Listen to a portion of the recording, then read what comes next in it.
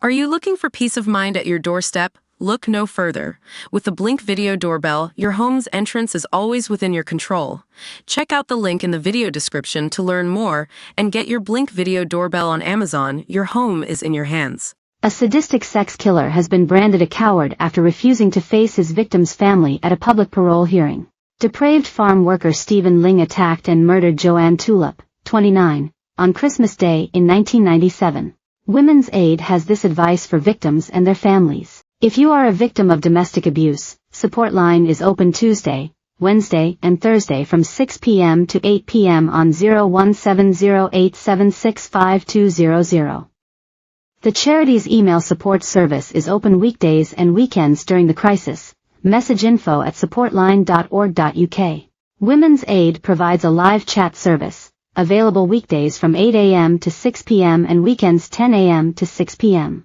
You can also call the free phone 24-hour National Domestic Abuse Helpline on 0808-2247. Ling, 49, carved swastikas and crosses on his victim's lifeless body after stabbing her 60 times. He was locked up for life and ordered to spend at least 18 years in prison. Ling now faces a parole hearing today which will be held in public at the request of hairdresser Joanne's family. The review could see him moved to an open prison and allowed out on day release under minimal supervision. But Ling has refused to take part in the review because of his distress at the thought of a public hearing, according to parole documents. A prison psychologist said the prospect of giving evidence in public about his wicked crimes is triggering experiences of internalized shame. He also claims to be suffering poor mental health. We can reveal. Joanne's mother Doreen Soulsby said Ling was using excuses to avoid having to appear in public. Usually parole board hearings are held in private away from bereaved families and the glare of the press. Doreen, of Wall, Northumberland, said, "The main reason I fought for a public hearing was to see and hear Ling, and now I may not even get that." He said that he doesn't want a public hearing. He's terrified. He's been hiding away in prison and now he's got to face the public. He said he doesn't feel he can give the best evidence because his mental health is deteriorating and he's threatening suicide. But mental health is just an excuse. He's a coward who doesn't want to face the music after hiding away in prison for 26 years. If he doesn't face the public, then he shouldn't be released. It's like those criminals who won't go to court to face sentencing. It should be mandatory, as should this. What's the point of a public hearing if the offender refuses to appear on camera or speak in public? We don't know yet whether we're going to hear him. We won't know until the day. Ling was jailed in 1998 for the violent murder of Joanne at his home in Stamfordham, Northumberland.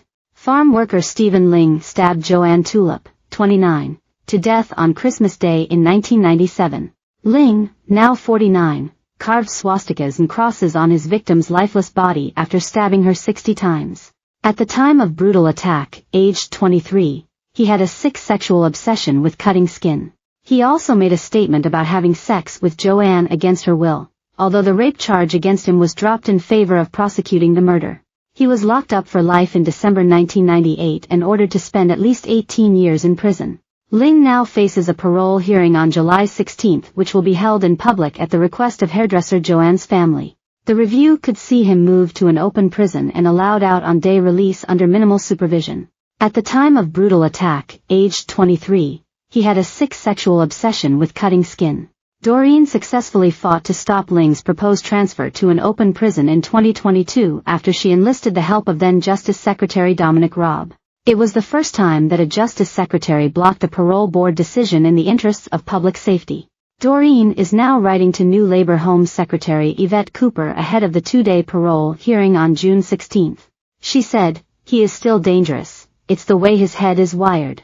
It was a masochistic, sadistic, depraved attack on Joanne. He was 23 when he committed that offense. Now he's 49 and he's been locked up all his young life.